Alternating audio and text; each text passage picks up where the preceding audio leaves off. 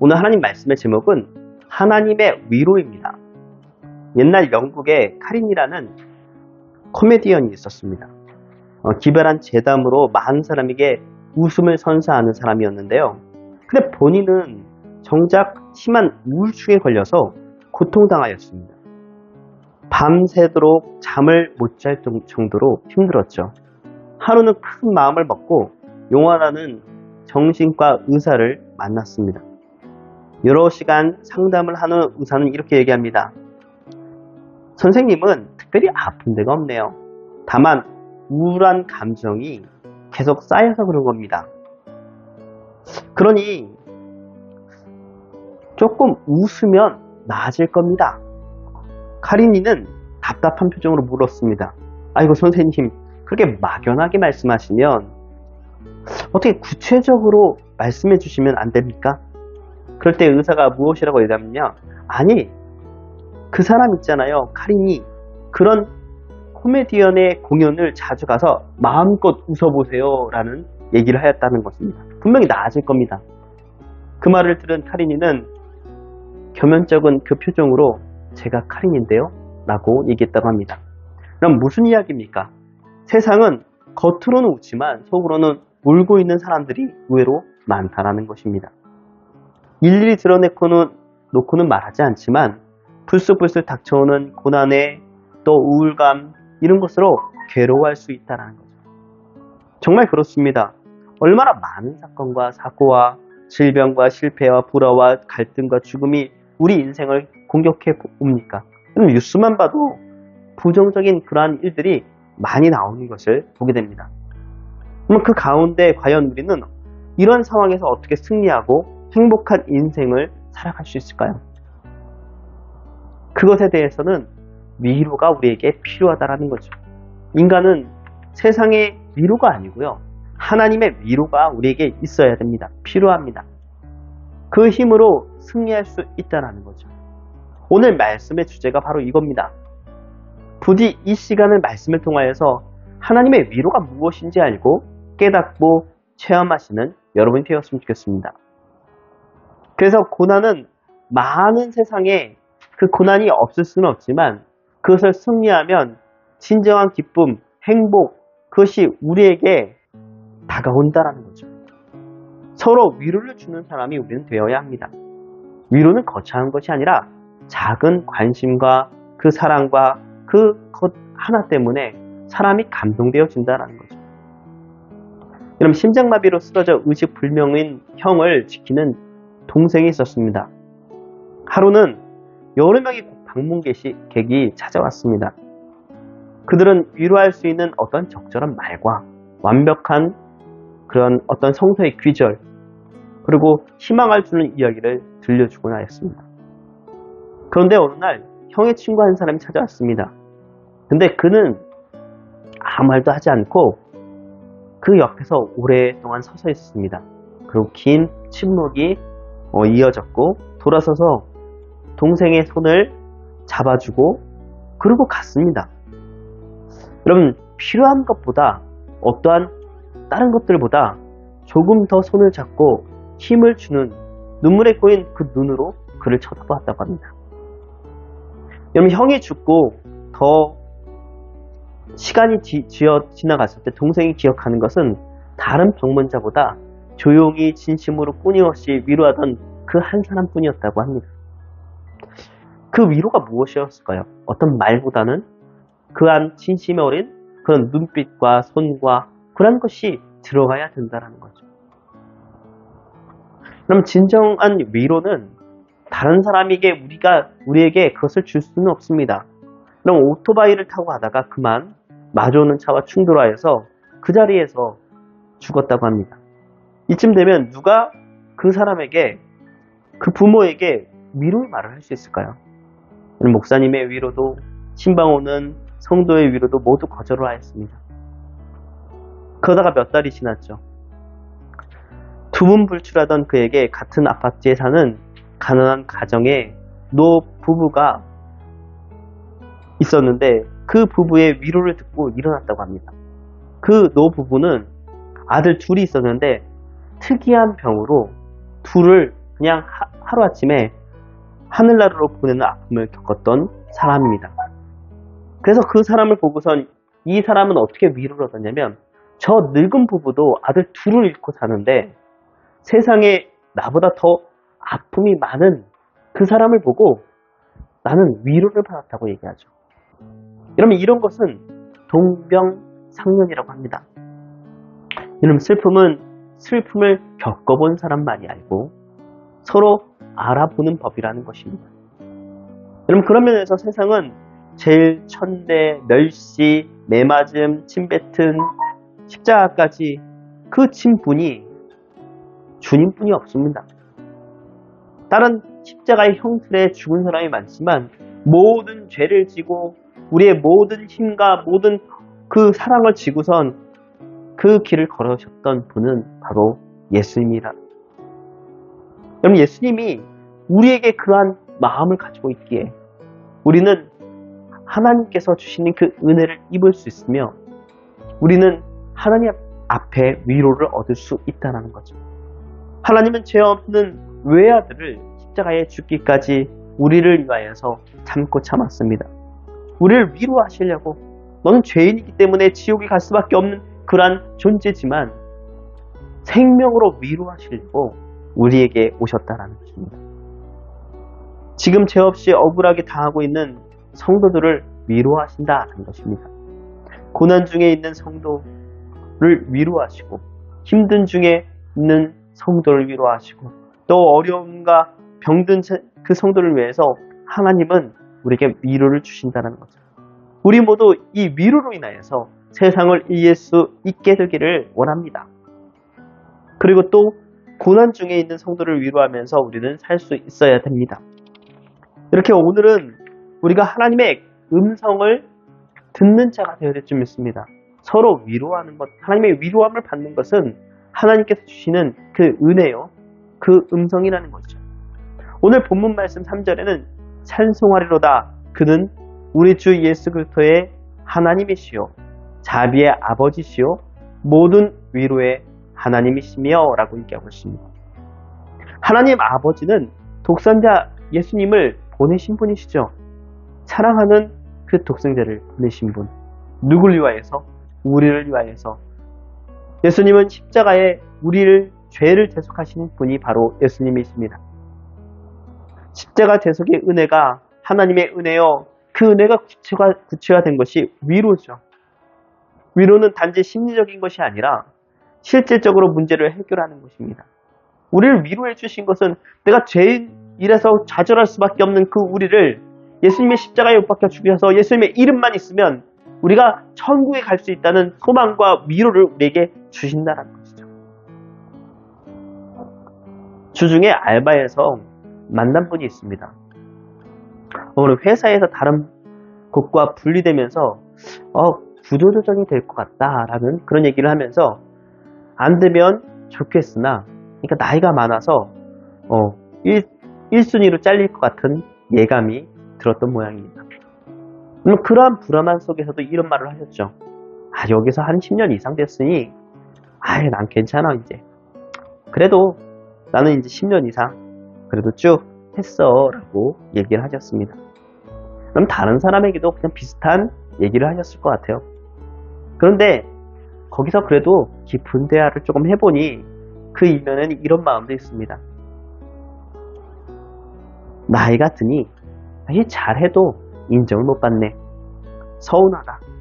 이런 얘기도 하고 이런저런 얘기해서 이 정도 일을 했으면 그래도 괜찮지 않나 라는 그런 생각도 들더랍니다.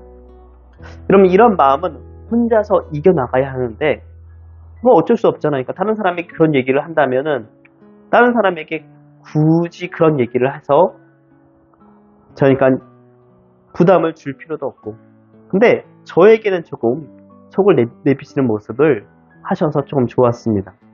깊은 속마음을 다른 사람에게 말한다는 것은 쉽지 않은 일이죠. 왜냐면 어떤 오해가 쌓일 수 있기 때문이죠. 그러면서 남편이 농사를 짓는다는 겁니다. 그래서 만약 잘리면 농사를 판매한다든지 아니면 청소시키라고 하고 싶은데 소개해달라고 얘기를 하시는 겁니다. 그래서 저는 청소지구 좀 찾아보았습니다. 프레시 서브라는 곳인데요. 그곳의 위치를 참 괜찮다고 위치도요. 만약에 구조 조정이 된다면 소개를 해드릴 예정입니다. 저는 알바한 지 한 달 반 정도뿐이 안 됐는데 어떻게 서로 이렇게 깊은 얘기까지 하게 되었을까요? 그럼 가서 대화를 많이 한 것도 아닌데요. 그냥 잠깐 올라가서 눈 마주치고 얘기하고 그냥 인사만 하고 빨리 내려와야지 일을 할 수 있습니다. 그럼 처음부터 이렇게 말을 잘하고 얘기하고 마음을 터는 것은 아닙니다. 그러니 좀 비결이 있겠죠. 그럼 별거 아닙니다. 기본만 지키면 됩니다.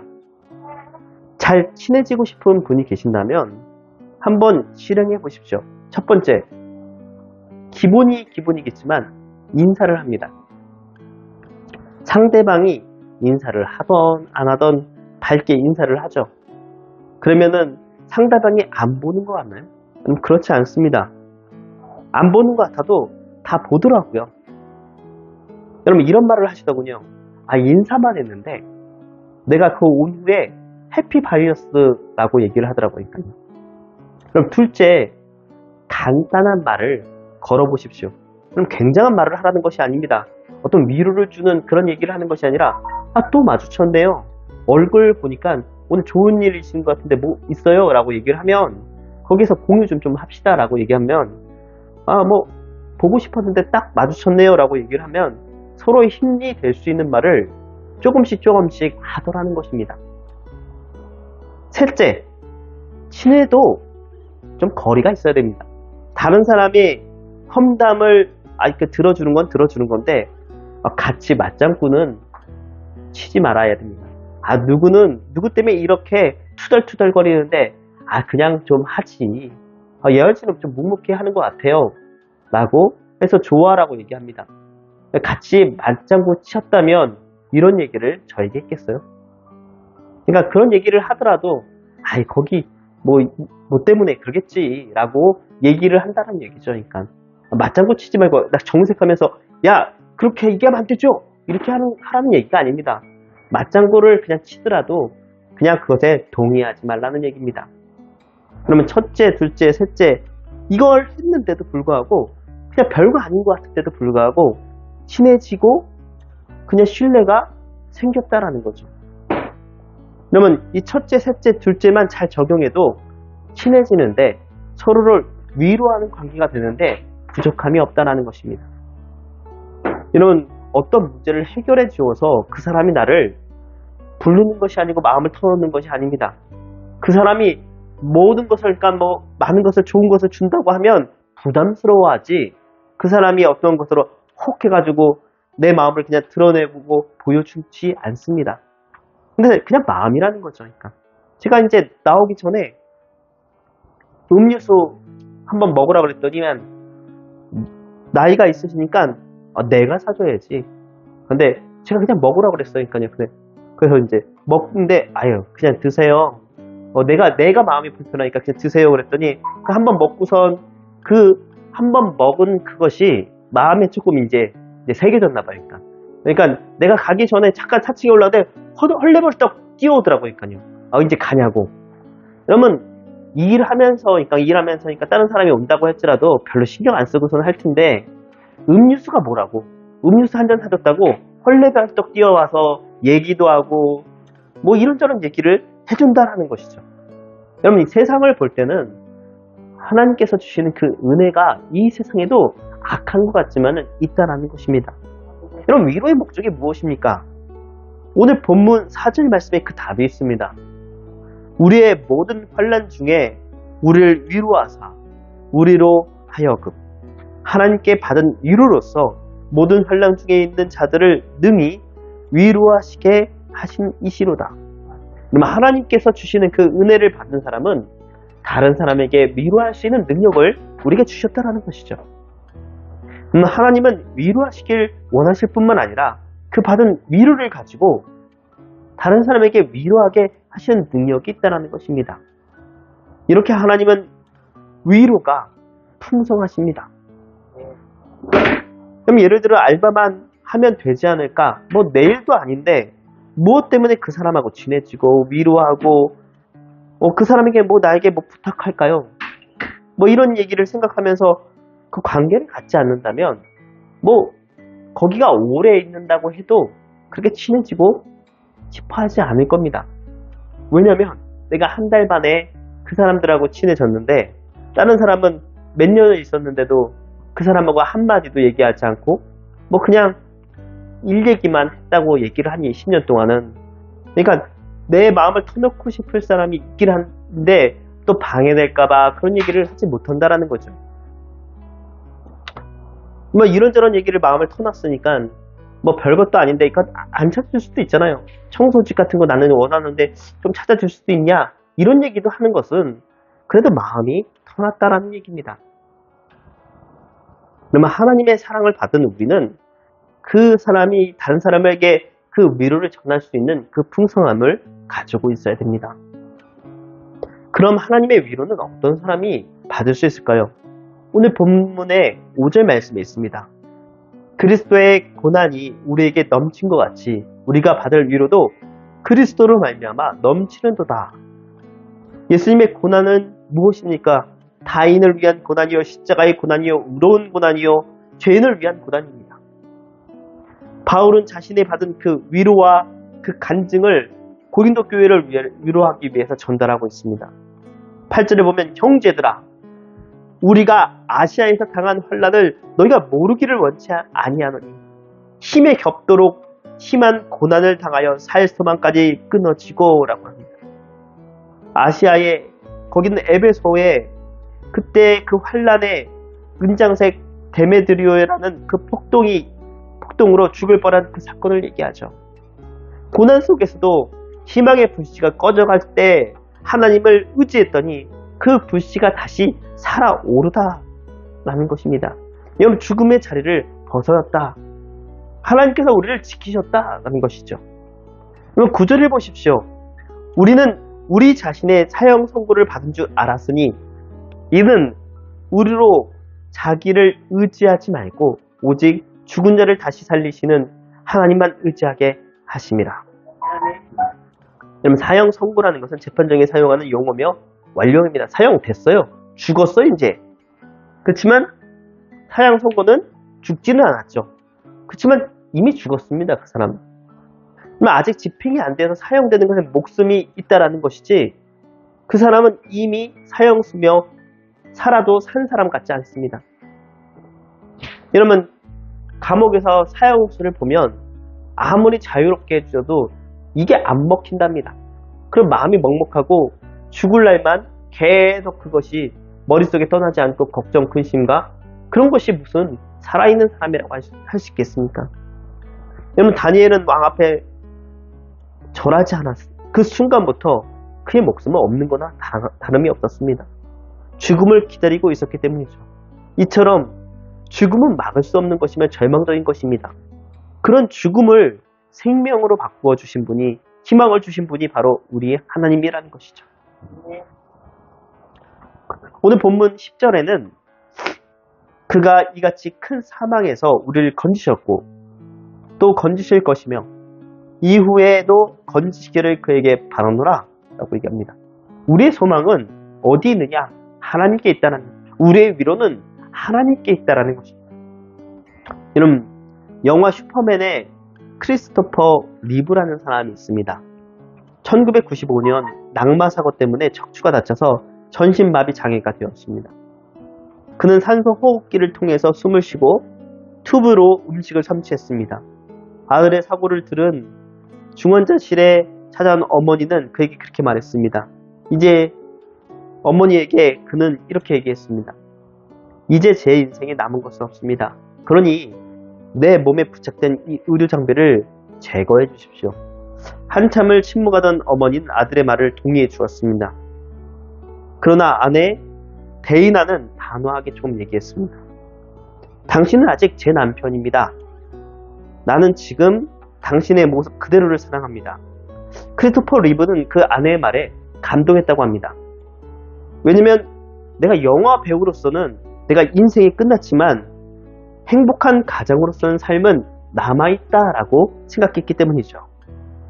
그는 영화 배우로서 인생은 끝났으나 행복한 가정으로서의 삶을 믿었습니다. 여러분, 칭찬은 고래도 춤추게 합니다. 절망적인 상황이라 할지라도 희망은 있기 마련이죠.